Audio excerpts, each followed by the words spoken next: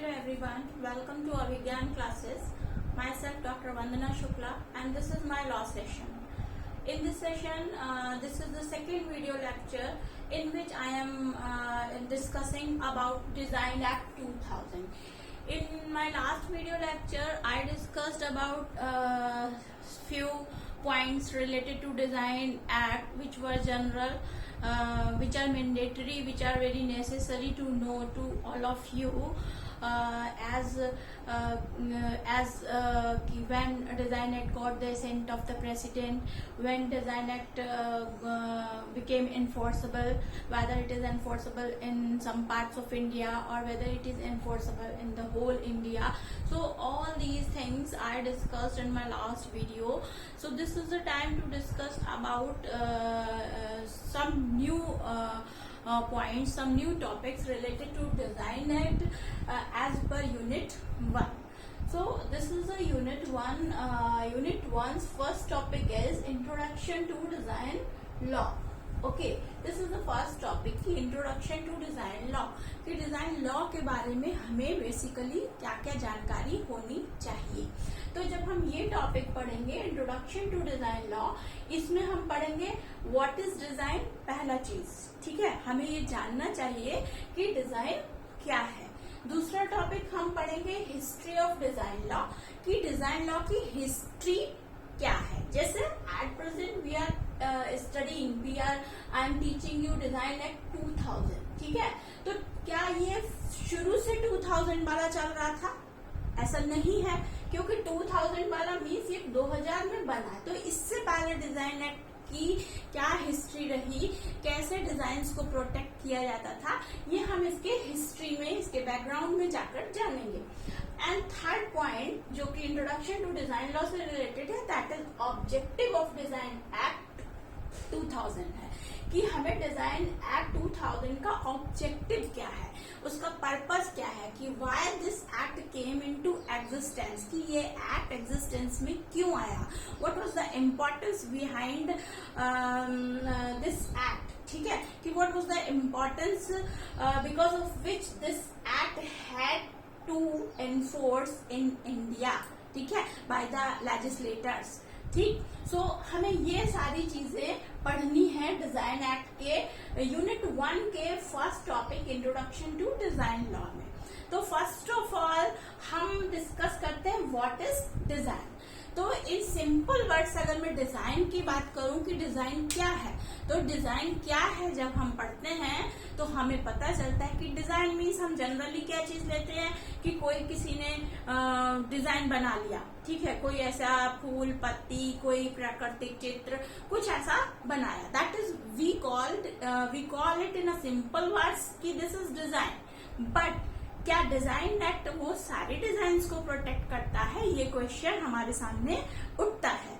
तो मैं आपको यही बताना चाहूंगी कि कोई भी सिंपल डिजाइन, मान लीजिए कोई मेरा मन किया मैंने एक फूल बना दिया, या आपका मन किया आपने एक हट बना दिया, तो this is not the purpose of design act to protect every type of design.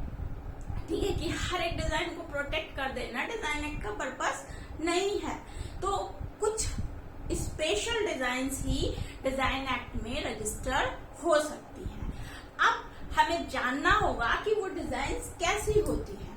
तो डिजाइन एक्ट में देखिए जनरली जब आप देखेंगे तो ये चीजें दी हुई हैं कि डिजाइन एक्ट की डेफिनेशन के अकॉर्डिंगली, डिजाइन की डेफिनेशन के अकॉर्डिंगली, कि ये कोई शेप हो सकता है, कोई कॉन्फ़िगरेशन हो सकता है, कोई पैटर्न हो सकता है, कोई ऑर्नामेंट हो सकता है, कॉम्पोजिशन ऑफ लाइन्स हो सकता है, कोई कलर हो सकता है, ठीक है, कोई विशेष कलर जो कि किसी भी आर्टिकल को अप्लाई हो सकता है.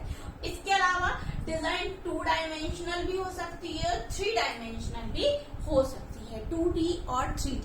This is the legal language. ठीक है, अगर आप लॉ की लैंग्वेज में बात करें तो ये आपको वेयर एक्ट में सेक्शन 2 क्लॉज D, ठीक है, 2 के सेक्शन 2 में जो डेफिनेशन क्लॉज है उसका जो D पार्ट है उसमें आपको ये सब कुछ मिल जाएगा. लेकिन इन सिंपल वर्ड हमें समझना है कि डिजाइन क्या है. तो पहली चीज डिजाइन एक्ट में रजिस्टर होने के लिए एक डिजाइन में क्या क्या क्वालिटीज होनी चाहिए, एक डिजाइन कैसी होनी चाहिए, वो जानना है। तो वो एक एस्थेटिक अपीयरेंस होना चाहिए, एक ब्यूटीफुल अपीयरेंस होना चाहिए, ठीक है, कि खूबसूरत लगे, देखने में सुंदर हो, आंखों को अट्रैक्ट करे। दूसरा पॉइंट है कि वो व्यूअर की आई को एकदम अट्रैक्ट करना है। जो भी कंज्यूमर है, जो भी कस्टमर है, उसकी आई को वो अट्रैक्ट करना चाहिए फर्स्ट आई लुक में, ठीक है। ऐसा नहीं है कि मतलब कि हमें, क्योंकि क्या होता है, जब हमें कोई चीज अट्रैक्ट करती है तभी हम उस चीज को आगे परचेज करने के बारे में सोचते हैं। चाहे कोई कपड़ा हो, चाहे कोई भी ऑर्नामेंट हो, कुछ भी हो, तो फर्स्टली जब हम किसी भी शॉप में जाते हैं, किसी भी शोरूम में जाते हैं, तो हम देखते हैं कि अगर मान लीजिए मैं गई, मैंने कोई कपड़ा खरीदना है, मैंने कोई कुर्ती खरीदनी है, तो मैं जाऊंगी, मैं देखूंगी कि हाँ इसका डिजाइन कैसा लग रहा है, that is something different, that is something unique, तो मैं उसको खरीदना पसंद करूंगी। उसके बाद हम उसकी क्वालिटी पर जाते हैं। तो डिजाइन एक्ट में पहली चीज रजिस्टर होने के लिए सबसे पहले जरूरी है वो डिजाइन एस्थेटिक लुक की होनी चाहिए, वो सौंदर्य वाली होनी चाहिए, सुंदरता का बोध कराने वाली होनी चाहिए।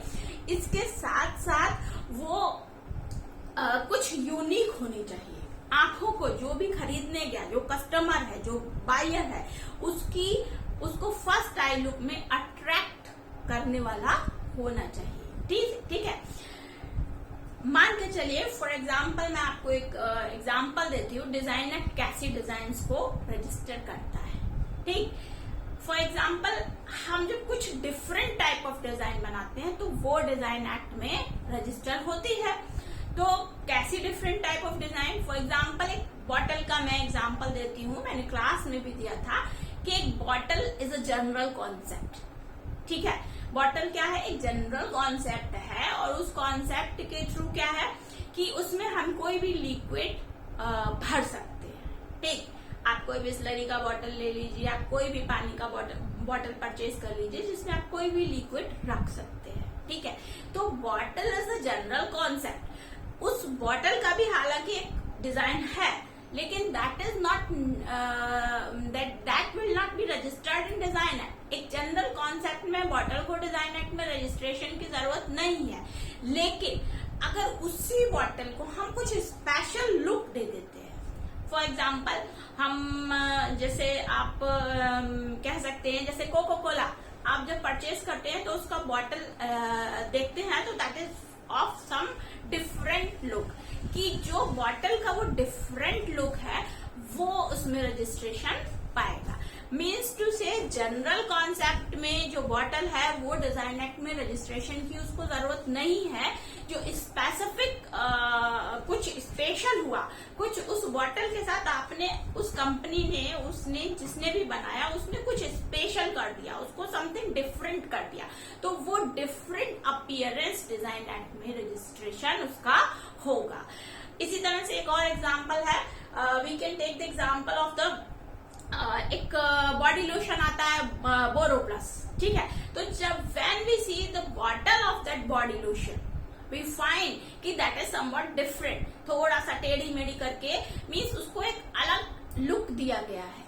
तो बॉटल, बहुत सारे मॉइस्चराइजर, बहुत सारे बॉडी लोशंस आते हैं, लेकिन उस बॉटल का शेप डिफरेंट है, तो that shape is registered, that shape must be registered in the design act if you want to protect that shape, ठीक है। ये चीज आपको याद रखनी होगी कि डिजाइन एक्ट में वही शेप रजिस्टर्ड होंगे जो समवॉट यूनिक है। ये नहीं कि कोई भी जनरल डिजाइन है, आप गए और आपने एप्लीकेशन दिया, आपको डिजाइन एक्ट में रजिस्ट्रेशन मिल गया, नहीं होगा। डिजाइन एक्ट में रजिस्ट्रेशन के लिए जब आप सेक्शंस में पढ़ेंगे आगे चलकर तो आपको पता चलेगा कि डिजाइन इनोवेटिव होनी चाहिए, कुछ नई होनी चाहिए, एस्थेटिक लुक की होनी चाहिए, फर्स्ट आई लुक में अपीलिंग होनी चाहिए। जब ये सारी क्वालिटीज होंगी तब ही वो डिजाइन आपकी डिजाइन एक्ट में रजिस्ट्रेशन के योग्य होगी और उसको रजिस्ट्रेशन मिलेगा। ये चीजें आपकी जनरल आपको समझनी है, और ये चीजें होती हैं, इसमें कोई भी शेप हो सकता है, कॉन्फ़िगरेशन हो सकता है, पैटर्न हो सकता है, ऑर्नामेंट्स हो सकते हैं, कॉम्पोजिशन ऑफ लाइंस भी हो सकता है, कलर्स हो सकते हैं, ये 2D और 3D भी हो सकती है। ठीक, तो ये तो रहा आपका व्हाट इज डिजाइन। ठीक है, कि डिजाइन क्या है। अब हम बात करते हैं कि कैसे, मतलब हमने इसमें पढ़ा कि हम किस तरीके के डिजाइन्स को डिजाइन एक्ट में रजिस्टर करवा सकते हैं, डिजाइन का मतलब कैसे समझना है, डिजाइन में कौन सी डिजाइन आएंगी, ये चीज हमने इसमें पढ़ी। इसके बाद आया हिस्ट्री ऑफ डिजाइन लॉ, कि डिजाइन लॉ की हिस्ट्री क्या है। क्या this is the very first act, ठीक है, क्या इंडिया में ये पहला एक्ट मतलब 2000 से ही बना, हमें ये जानना है। इसके पहले कौन से एक्ट थे जो डिजाइन एक्ट, जो डिजाइन्स को प्रोटेक्ट कर रहे थे। तो अब हम इस टॉपिक पे बात करते हैं, this is the second one. Then I come to this point कि हिस्ट्री ऑफ डिजाइन लॉ में क्या है, क्योंकि आईपीआर का कॉन्सेप्ट कहते हैं हम लोग नया है, ठीक है, हम लोग मानते हैं कि आईपीआर का कॉन्सेप्ट नया है, लेकिन इतना भी नया नहीं है, 2-4 साल का कॉन्सेप्ट नहीं है, एक सदी से ज्यादा गुजर चुका है टाइम। मीन्स ये ब्रिटिश रिजीम में स्टार्ट हो गया था, ब्रिटिश पीरियड में ही स्टार्ट हो गया था। तो ये जो कॉन्सेप्ट है आईपीआर का, ये कब से चल रहा है, अंग्रेजों के समय से चल रहा है। During British regime this concept started. So जब आईपीआर का कॉन्सेप्ट आया तो आपके बहुत सारे एक्ट आए, trademark, copyright, patent, design, biodiversity, so many acts came into existence. So ये ब्रिटिश regime में स्टार्ट हुआ। इसके बाद सबसे पहले कौन सा एक्ट आया, ये आया पेटेंट एंड डिजाइन एक्ट 1872। सबसे पहले, क्योंकि पेटेंट भी कराया जाता है। एक चीज और आपको पता होना चाहिए कि डिजाइन एक्ट, मैंने पहले भी बताया कि केवल outer appearance of the design को रजिस्टर करता है, ठीक है, वो डिजाइन कैसे बनी, उसका प्रोसेस क्या था, इससे डिजाइन एक्ट को कोई मतलब नहीं है। केवल outer appearance of the design will be registered under the design act. जबकि जो प्रोसेस है, जो प्रोसेस हुई, कैसे प्रोसेस में, किस प्रोसेस में, कैसे, किस ढंग से, उसका क्या तरीका था, वो प्रोसेस अगर कहीं रजिस्टर होनी है, वो कहाँ रजिस्टर होती है, वो पेटेंट एक्ट में रजिस्टर होती है। तो डिजाइन एंड पेटेंट एक्ट 1872 आया, ठीक है, अंग्रेजों के समय में ही 1872 में डिजाइन एंड पेटेंट एक्ट आया। दोनों एक ही में थे, पेटेंट प्रोसेस के लिए और डिजाइन आउटर अपीयरेंस के लिए। अब ये चला, उसके बाद फिर दोबारा, उसके बाद 1888 में पेटेंट से इसको अलग किया गया, इन्वेंशन एंड डिजाइन एक्ट के नाम से 1888 में ये आ गया। डिजाइन एक्ट पेटेंट एक्ट से अलग हो गया। 1888 में इन्वेंशन एंड डिजाइन एक्ट 1888 आ गया। उसके बाद फिर अंग्रेजों के समय में, क्योंकि जैसे जैसे, जैसे मैंने पहले भी अपने कई वीडियो लेक्चर्स में बताया है आईपीआर के, कि जैसे जैसे औद्योगिक क्रांति हुई, इंडस्ट्रियल रेवोल्यूशन हुआ, नए नए आविष्कार हुए, नए नए इन्वेंशन, इनोवेशन, नई नई चीजों का आना मार्केट में, तो लोगों को जो नया इन्वेंशन हो रहा था, जो नई चीजें आ रही थी, everybody wants to protect his inventions, his discoveries, ठीक है, जो हिज आर्ट्स, जो भी चीज है जो आप अपने माइंड से प्रिपेयर कर रहे हैं, हर व्यक्ति चाहता है कि वो उसको प्रोटेक्ट कर ले, सुरक्षित कर ले। तो एक्ट्स भी बढ़ते जा रहे थे। तब क्या हुआ, फिर चेंज की जरूरत पड़ी होगी, कुछ चीजें फिर बदली और फिर आया Indian patent and design act 1911, ठीक, कि फिर से पेटेंट और डिजाइन एक्ट एक में हो गए, कि Indian patent and design act 1911 की एक में, ये पर्टिकुलरली इंडियंस के लिए, कि Indian patent and design act 1911 आया। ये भी अंग्रेजों के समय में ही आया। अब ब्रिटिश रिजीम चल रहा था, उसके बाद आफ्टर दैट इंडिया फ्री हुआ, यही चल रहा था। 1947 में जब इंडिया को फ्रीडम मिली, उसके बाद पेटेंट एक्ट अलग हो गया, ठीक है। कब अलग हुआ है, 1970 में पेटेंट एक्ट को अलग कर दिया गया। अब जब पेटेंट एक्ट अलग हो गया, क्योंकि खोज लगातार हो रही थी, नई नई चीजें अस्तित्व में आ रही थी, नए नए इन्वेंशन हो रहे थे, and in that situation everybody wanted कि उसकी चीज को, उसके इन्वेंशन को, उसके काम को प्रोटेक्शन मिले। तो पेटेंट एक्ट की ज्यादा वो बढ़ा होगा, उसकी मांग, उसके अंदर सुरक्षा, उसके प्रोसेस को सुरक्षित करने के लिए, तो पेटेंट एक्ट को अलग कर दिया गया 1970 में। अब क्या हो गया, अब रह गया केवल डिजाइन एक्ट 1911। उसके बाद से लगातार डिजाइन एक्ट 1911 से ही हमारा काम चल रहा था, और कब तक चल रहा था, जब तक कि 2000 में डिजाइन एक्ट आया, ये जिसको हम इस समय पढ़ रहे हैं। ठीक है, ये 1911 वाले डिजाइन एक्ट को जो था वो रिपील किया इस डिजाइन एक्ट 2000 ने। ठीक है, तब ये डिजाइन एक्ट 2000 आ गया, और अब हम डिजाइन एक्ट 2000 को अलग से और पेटेंट एक्ट 1970 को अलग से पढ़ते हैं। ठीक है, ये हो गई इसकी हिस्ट्री, कि आपको जानना चाहिए कि when you write any answer, so many times I have already told you कि when you write any answer in any of the subject, you should have to know the general concept related to that particular topic. ठीक है, कि क्योंकि जब आप कोई भी question prepare करते हैं, कोई भी क्वेश्चन का जवाब लिखते हैं, तो आपसे जो क्वेश्चन पूछा डायरेक्ट आप उसमें पहुंच गए, तो एक अच्छा क्वेश्चन नहीं होता। आपको एक उसकी प्रस्तावना बना के, एक इंट्रो बना के ही चलना चाहिए, कि एक सिनॉप्सिस वे में, क्योंकि जैसे हम कहते हैं ना कि आप 1 बाय 1 एक एक स्टेप चढ़ेंगे। कभी भी ऐसा नहीं होता कि आपने पहले स्टेप पे कदम रखा और लास्ट स्टेप पर पहुंच गए। अगर आप ऐसा करेंगे तो चोट लगेगी। This is the general rule. ठीक है, जनरल बात है ये कि आप कोई भी व्यक्ति पहली सीढ़ी के बाद आखिरी सीढ़ी पे एकदम नहीं चढ़ सकता। तो उसी तरीके से क्या जरूरी है कि हमें चीजों के बारे में, हम कोई भी आंसर लिख रहे हैं, तो answer writing is an art. I always say answer writing is an art. When you write your answer in an impressive way, then you find कि लोग, एग्जामिनर जो है उसको अपील करेगा आपका आंसर। ठीक है, उसको देखते ही लग जाएगा कि हाँ, स्टूडेंट को इस सब्जेक्ट में, इस पेपर में नॉलेज है। सो कॉन्सेप्ट जनरल, कोई भी जब आप पेपर पढ़ते हैं तो आपको उसका जनरल कॉन्सेप्ट जानना बहुत जरूरी है। तो लास्ट वीडियो लेक्चर में मैंने आपको जनरली जो भी डिजाइन एक्ट से रिलेटेड जनरल पॉइंट्स हैं वो बताए थे।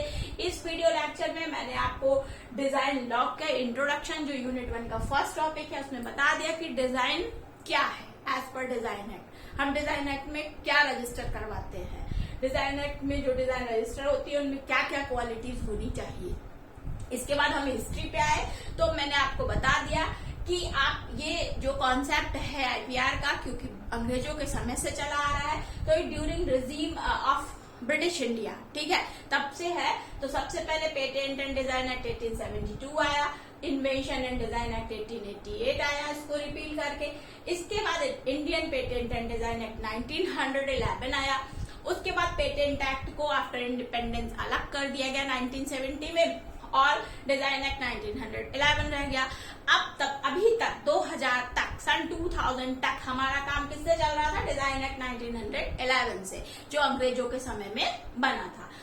अब इसको जब लगा होगा कि डिजाइन को रजिस्ट्रेशन के लिए अलग से एक्ट होना चाहिए, उसमें अमेंडमेंट्स होने चाहिए, उसमें संशोधन आने चाहिए, उसमें कुछ नई चीजें ऐड होनी चाहिए, तो ये 1911 वाला एक्ट रिपील होके डिजाइन एक्ट 2000 आया। This is the concept related to the history of design law which we discussed in this video. Now I come to the last topic in this video related to this first topic, introduction to design law, that is the objective of design law. ठीक है, objective of design act 2000 क्या है? Design act 2000 का objective मैंने पहले भी बताया है कि जो भी यूनिक टाइप ऑफ डिजाइन्स है, ठीक है, स्पेशल टाइप ऑफ डिजाइन्स है, उनको रजिस्ट्रेशन देना है, उनको प्रोटेक्शन देना है, जिससे कि कोई और आपकी डिजाइन को कॉपी ना कर ले। मैंने आपको एग्जांपल दिया कोको कोला की बोतल का, मैंने आपको एग्जांपल दिया बोरोप्लस का, मैंने आपको डिजाइन के बारे में एग्जांपल दिया कि हमको डिजाइन कैसी होनी चाहिए, क्योंकि वो आईज को अपीलिंग होनी चाहिए, कंज्यूमर को फर्स्ट आई लुक में अपील करनी चाहिए, उसके बाद ही क्योंकि हम उसकी क्वालिटी वगैरह कपड़ा ये सब देखते हैं, क्योंकि क्वालिटी या उसका मतलब वो जो कितना अच्छा है वो तो हमें समय के साथ पता चलेगा, लेकिन जब हमें कोई चीज आंखों से अपीयर करेगी, अपील करेगी, तभी हम उस चीज को खरीदने के बारे में सोचते हैं। तो डिजाइन एक्ट में क्या होता है कि वो डिजाइन्स जो यूनिक टाइप ऑफ डिजाइन्स हैं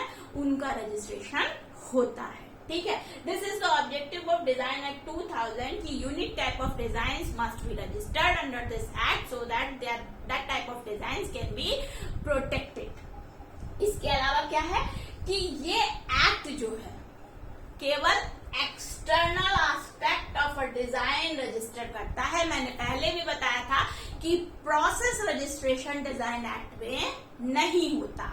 जैसे कि मैंने बताया था कि जो बॉटल बनी, मान लीजिए कोका कोला वालों ने अपनी स्पेशल टाइप ऑफ बॉटल बनाई, तो उन्होंने उस बॉटल बनाने के लिए मान लीजिए किसी को अपॉइंट किया हो कि वो उसका डिजाइन बनाए, ठीक है, उसका एक मॉडल बनाए, फिर उसका किस प्रोसेस से क्या क्या मटेरियल यूज हुआ, किस ढंग से बनी, वो सारी चीजें वो प्रोसेस डिजाइन एक्ट रजिस्टर नहीं करेगा। डिजाइन एक्ट केवल एक्सटर्नल अपीयरेंस, केवल external aspect of the design, aspect of the article को रजिस्टर करेगा। जो भी एक्सटर्नल अपीयरेंस है उस चीज की, उसको रजिस्टर करेगा। प्रोसेस अगर रजिस्टर होनी है वो कहाँ होती है? पेटेंट एक्ट में होती है। ये चीज आपको याद रखना है। This is the objective of design act 2000। इसमें कोई भी टेक्निकल, कोई भी फंक्शनल, जो भी प्रोसेस हुई हो, टेक्निकल हो, फंक्शनल हो, मैनुअल हो, कोई भी प्रोसेस रजिस्टर नहीं होगी। Only objective of Design Act 2000 is to register unique type of designs under this act, and only the outer appearance of the design is registered under this act. Okay, so आपको ये ध्यान रखना होगा कि design act में कौन कौन सी design registered, कैसी कैसी डिजाइन हो सकती है। तो आज के इस वीडियो लेक्चर में हमने जाना कि डिजाइन का मतलब क्या है, ठीक है, डिजाइन एक्ट के अकॉर्डिंगली डिजाइन का मतलब क्या है। दूसरी चीज हिस्ट्री ऑफ डिजाइन लॉ क्या है, एंड तीसरी चीज ऑब्जेक्टिव ऑफ डिजाइन एक्ट 2000 क्या है। ठीक है, तो all the three topics today I have discussed in this video lecture. I hope all of you would have understood all three topics. If you have any confusion regarding this topic, you can ask me in comment sections. So अगर आपको कहीं पर भी कोई दिक्कत आती है, I am always ready to help you. और आप मेरे वीडियो लेक्चर्स को अगर पसंद करते हैं, अगर ये वीडियो लेक्चर आपको समझ आता है, इससे कुछ भी हेल्प मिलता है, तो मेरे चैनल को लाइक कीजिए, सब्सक्राइब कीजिए और शेयर कीजिए, so that I may prepare better videos for all of you, and most of the people can get, most of the students who are studying IPR, intellectual property right, they can get benefit from this video. This is the motto of making this video. So आज के video में इतना ही, जल्द ही दूसरे video में फिर मिलती हूँ, तब तक के लिए बाय बाय।